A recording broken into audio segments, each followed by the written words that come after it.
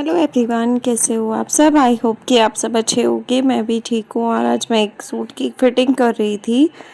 ये काफ़ी दिनों से फिटिंग के लिए रखा हुआ था सूट, तो मैंने सोचा कि चलो इसको कर लेते हैं आज।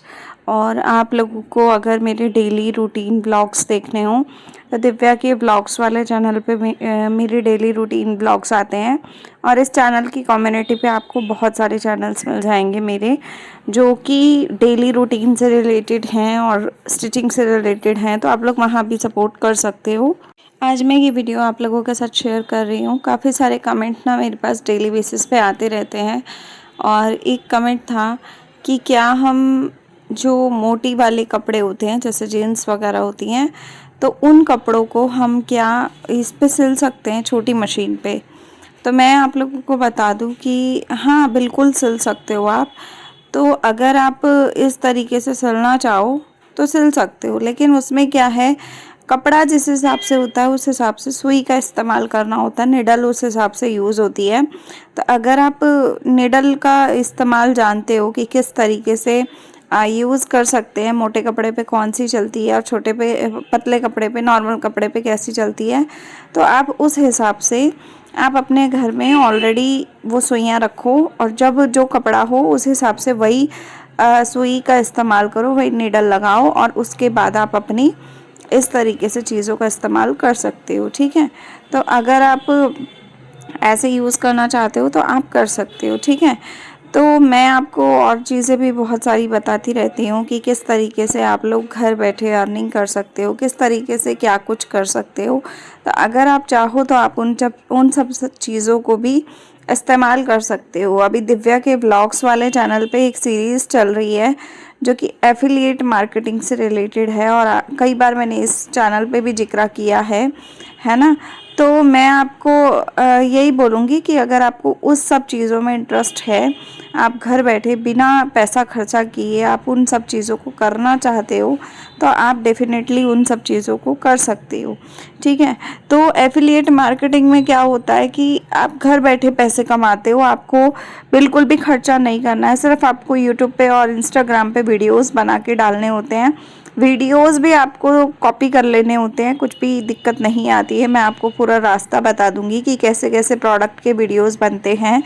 आप चाहो तो आप फ़ोटोज़ को इकट्ठा करके भी वीडियोस को बना सकते हो। तो आप वैसे करके भी बनाओगे तो आपका वो कंटेंट आपका खुद का हो जाएगा। तो वो चैनल यूट्यूब पे भी मोनेटाइज होते हैं, प्लस उनसे आपको बेनिफिट भी होता है, अर्निंग भी होती है। तो अगर आप चाहो तो वो वाले चैनल, शॉर्ट चैनल बना के आप बिना फेस दिखाए, बिना फालतू की चीज़ें किए, आवाज़ तक भी नहीं देनी है उसमें, सिर्फ आपको यूट्यूब से ही सॉन्ग उठा के डाल देना है और आपको वीडियोस बना लेने हैं। तो आप इस तरीके से आप काम घर बैठे कर सकते हो। बहुत अच्छा खासा अमाउंट जो है वो लोग अर्न करते हैं। जिस समय त्यौहार का समय होता है तो 1-1 लाख रुपए की अर्निंग होती है। और अगर आप अपने रेफरल कोड का इस्तेमाल करते हो तो एक बंदा जोड़ने पे आपको 500 रुपये का अमाउंट मिलता है।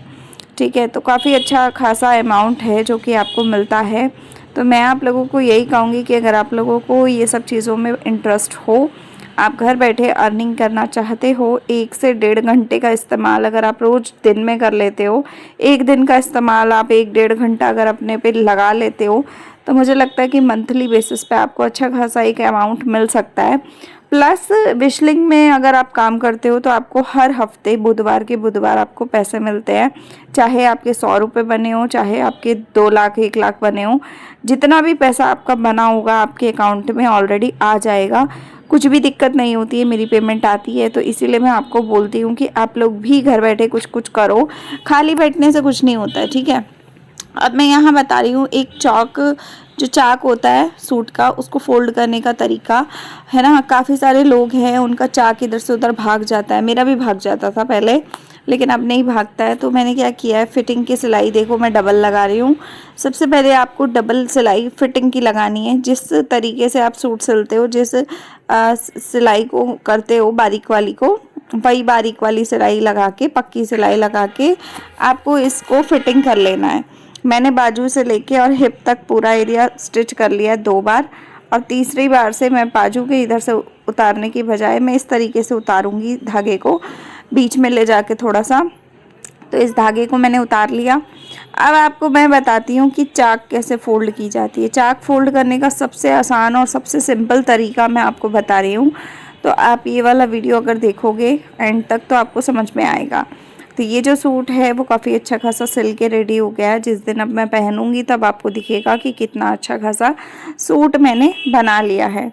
बाकी काफ़ी सारे लोग कंफ्यूज होते हैं कि मैं क्या कुछ काम करती हूँ। देखो, मैं जॉब भी करती हूँ, मैं बुटीक भी चलाती हूँ, होम बुटीक, प्लस मैं साथ में यूट्यूब पे क्रिएटर भी हूँ। मैं बहुत सारे चैनल एक साथ रन करती हूँ। हालांकि टाइम की वजह से रोज़ डेली हर किसी चैनल पे कंटेंट नहीं जा पाता है। आप सबको भी पता है, वीडियो बनाने में, एडिट करने में, थंबनेल बनाने में बहुत सारी चीज़ें होती हैं, मेहनत बहुत लगती है, कंटेंट सोचने में भी मेहनत लगती है। तो इस वजह से रोज़ रोज़ वीडियो नहीं जा पाते, लेकिन हाँ, जितना भी जा पाता है उतने में मैं संतुष्ट हूँ। और आप अगर मेरी बात करो तो सबसे पहले मैं जॉब करती हूँ, जो कि जॉब मैं बता देती हूँ आपको। मैं वेबसाइट डिज़ाइन करती हूँ। जैसे वेबसाइट डिज़ाइनिंग का काम होता है तो क्लाइंट से काफ़ी सारी चीज़ें ना कंफर्म करनी होती है डिज़ाइनिंग के रिलेटेड। अब मेरी टीम है, मतलब मैं कंपनी के साथ जुड़ी हुई हूँ, तो कंपनी के साथ क्या होता है कि मेरा एक काम है कि मुझे क्लाइंट से बात करके उनसे पूछना होता है कि आपको वेबसाइट में क्या कुछ चीज़ें चाहिए होती हैं। आपने ई कॉमर्स वेबसाइट देखी होंगी, अमेज़ॉन हो गया, फ्लिपकार्ट हो गया, और बहुत सारी ढेर सारी वेबसाइट होती हैं, है ना। अब तो ऐप भी बन गई हैं, लेकिन ये पहले वेबसाइट थी नॉर्मली, ठीक है। तो जो वेबसाइट के ऊपर डिज़ाइन होता है, उनके साथ बटन्स होते हैं, बटन्स पे क्लिक करते हैं हम, एक नया पेज खुलता है, वो सारा जो चीज़ सिस्टम होता है ना, वो सारा मुझे आता है, ठीक है। पूरी वेबसाइट बनाना मुझे आता है। तो मेरा जो काम है बेसिकली अभी फ़िलहाल में, मैं वो वेबसाइट के लिए क्लाइंट से डिस्कस करती हूँ कि भाई आपको क्या कुछ चाहिए, आपको कौन कौन से बटन चाहिए, आपको कितने पेज एक बटन के साथ लिंक अप कराने हैं, जितना भी डिटेल होता है वो मैं क्लाइंट से डिस्कस करती हूँ। और क्लाइंट से डिस्कस करने के बाद वो मैं अपनी टीम को बताती हूँ। टीम उस चीज़ पे काम करती है, वो चीज़ें उस तरीके से बनाती हैं। उसके बाद वो वही चीज़ें हम उठा के, उसके बाद वही सब चीज़ें हम क्लाइंट को एक बार एक एग्ज़ाम्पल के तौर पे दिखा देते हैं। तो वो अगर एग्री करते हैं तो हम उन सब चीज़ों को फिक्स कर देते हैं, अदरवाइज़ हम उन चीज़ों को चेंज कर देते हैं। ये सब करने के बाद हम वो सारी चीज़ें उठा के जब क्लाइंट को दिखाते हैं, क्लाइंट का अप्रूवल आता है, उसके बाद वो वेबसाइट पूरी बनती है। उसका जो पासवर्ड होता है या जो भी चीज़ें होती हैं वो हम क्लाइंट को प्रोवाइड करते हैं। क्लाइंट बदले में कंपनी को पैसे पे करता है, ठीक है। तो हमारा जो काम है, मैंने अपना काम और अपनी टीम का काम आपको बता दिया। तो अब मुझे लगता है कि आप लोगों को क्लियर हो गया होगा। और मेरा काम जो है वो मैं फ़िक्स जॉब नहीं कर रही हूँ आज की डेट में, बिकॉज़ मुझे यूट्यूब से अर्निंग भी चाहिए होती है। और मैं फ़िक्स जॉब अगर करूँगी तो एक दिन में मुझे 8-8 9-9 घंटे का पूरा काम करना पड़ेगा, जो कि मुझे लगता है कि मैं नहीं करूँगी उतना। क्योंकि भाई, एक जगह से अर्निंग से अच्छा है कि आप 10 जगह अर्निंग करो। एक रास्ता आपका बंद भी होता है तो आपको 10 रास्ते, आपके बाकी के 9 रास्ते खुले हुए हैं।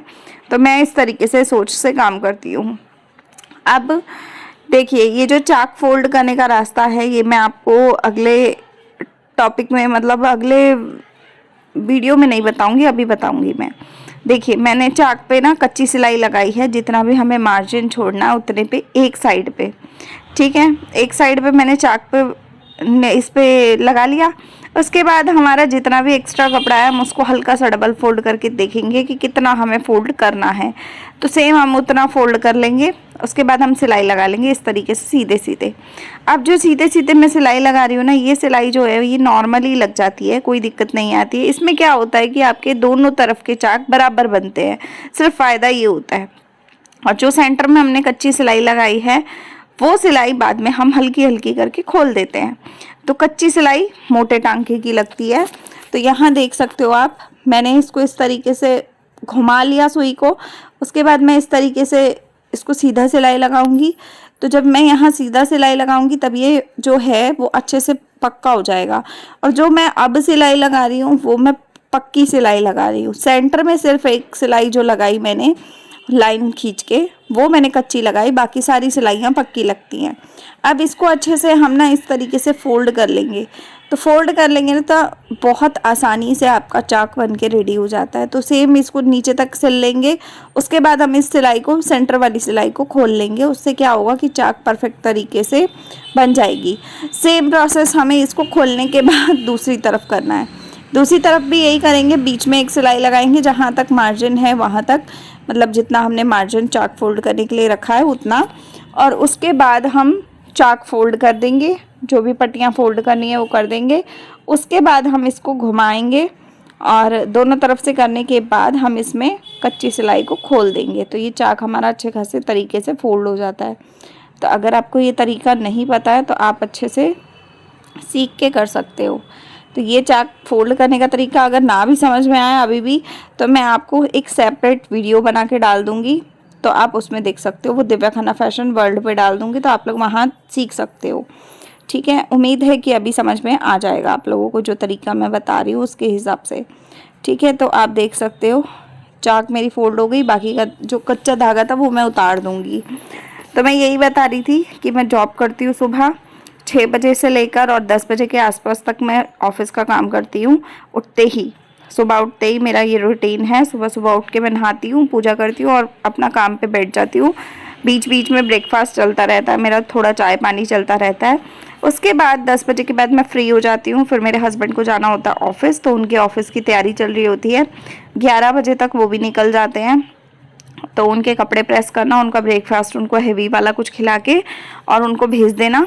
उसके बीच में अगर मेरे से झाड़ू पोछा हो पाता है तो मैं कर लेती हूँ, नहीं हो पाता है तो मैं बाद में करती हूँ 12-1 बजे 2 बजे के आसपास। ठीक है, तो मेरा इतना रूटीन हो गया। कई बार मैं सुबह 5:30 उठ जाती हूँ, तो सुबह झाड़ू पोछा करके ही मैं नहाने के लिए जाती हूँ। तो ऐसा रहता है मेरा रूटीन। अगर आपको पूरे रूटीन देखने हैं तो आप मेरे दिव्या के व्लॉग्स वाले चैनल पे आप जाके देख सकते हो। ठीक है, उसके बाद ये सारा करने के बाद मैं क्या करती हूँ, मैं 11 बजे तक इतना फ्री हो जाती हूँ। फिर 1 घंटा 2 घंटे मैं एडिटिंग करती हूँ, जो भी मेरे वीडियोस बने होते हैं वो करती हूँ। उसके बाद मैं यहाँ से या तो एडिटिंग करती हूँ या तो मैं उठ के अपने घर के कामों में लग जाती हूँ। दोनों में से कोई एक काम कर लेती हूँ, और जो काम कर लेती हूँ उसके अलावा जो काम बचता है वो दूसरा काम बाद में कर लेती हूँ। मतलब एक एक काम निपटा के कर लेती हूँ, कभी घर का कर लेती हूँ तो कभी एडिटिंग का कर लेती हूँ। ये चीज़ें इस तरीके से मैं करती हूँ। उसके बाद दोपहर को मैं 1 से 2 घंटे में सोती हूँ, मतलब 3 बजे के आसपास तक सो जाती हूँ मैं लंच करने के बाद। और मैं वही 4-5 बजे के आसपास उठती हूँ।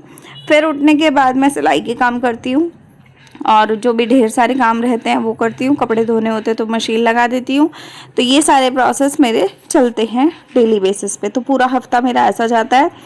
हफ्ते में 5 दिन मुझे काम करना होता है, मंडे टू फ्राइडे।